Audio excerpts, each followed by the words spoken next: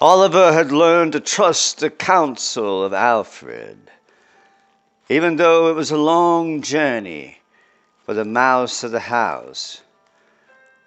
He always trusted the counsel that Alfred would provide.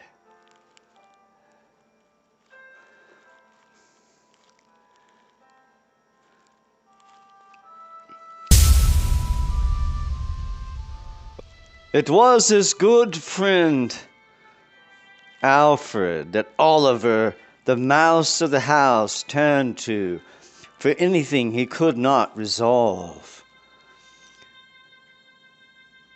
And Alfred sat on a mountain top nearby, and only Oliver knew how to find him. He was not much for words, but Oliver always understood. As the field mouse, Oliver was well acquainted with how to endure tough terrain.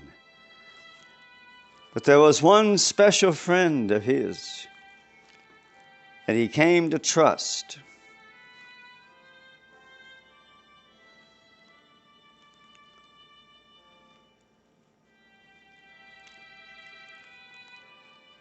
It was Tiger who served as the guide to Oliver as he went into the magic realm that he was quite fond of. It wasn't as magical as you might think, but it was different there. And Tiger knew the way. And as the mouse of the house, he had his own friends to go and seek. Oliver came to meet his old friend Crow. Crow was a tribesman from centuries-long tradition of hunters. And Crow was always good for advice, and Oliver considered his counsel to be very cherished. But Crow had decided that what Alfred was sending Oliver to seek was not here. He should go and speak with Jerry and find out more. And soon Oliver stumbled upon a very elaborate creature. He had never seen such the like. He had a very long neck and ears like a bunny rabbit. And Oliver didn't know what to make of him, and he asked if he was Jerry. He said nothing, but he nodded just to the left. And this was Jerry.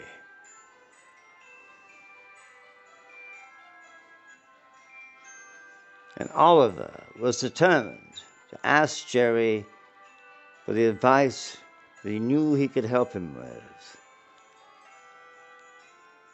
And Oliver, as the mouse of the house, was in the fantasy land once again.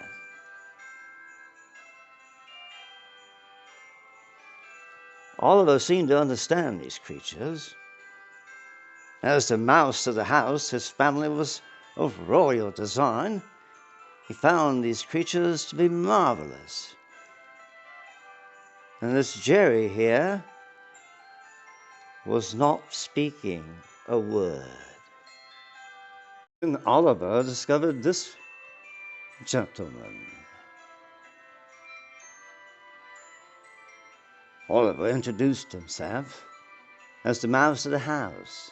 At the direction of Alfred, he had been invited to this realm.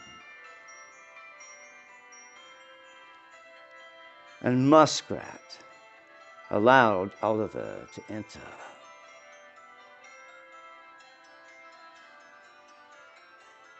Well, as Oliver was entering the magic realm that Alfred had directed him to, And this gentleman steps into the fray. And Oliver tells him he has permission to seek the blue portrait, the blue painting of the Blue Lagoon.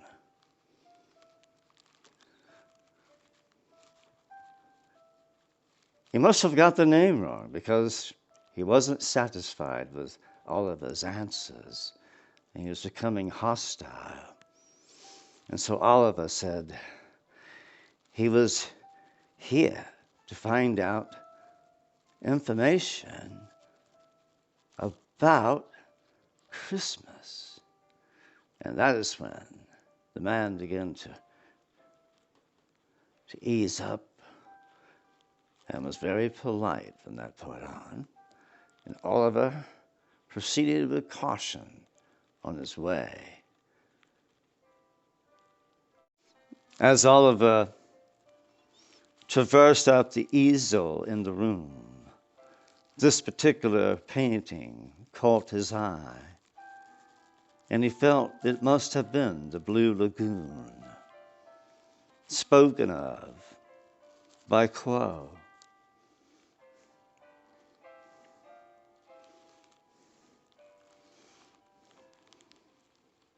And so although Oliver had come seeking the answer to Christmas spirit and what to buy his friends for Christmas and what to do for each and dot,